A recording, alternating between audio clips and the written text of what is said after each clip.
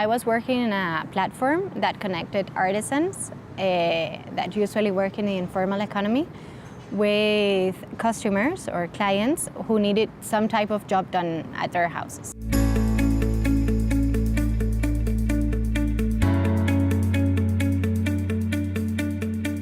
So what this company tried to do is to transform these artisans into the formal economy and try to give them constant jobs which would help them with their economies and having more fixed incomes. It was a really diverse team, and it's true that there were some conflicts that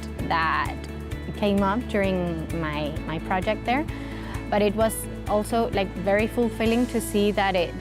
that we were able to overcome those conflicts and to learn from those situations. And I think that from now onwards I will be able to work in more diverse environments and to live with them, because the people that you were working with were the people that you were living with, so you had to face them at some point. So I think that I learned how to work in diverse environments, and I learned how to work throughout conflicts.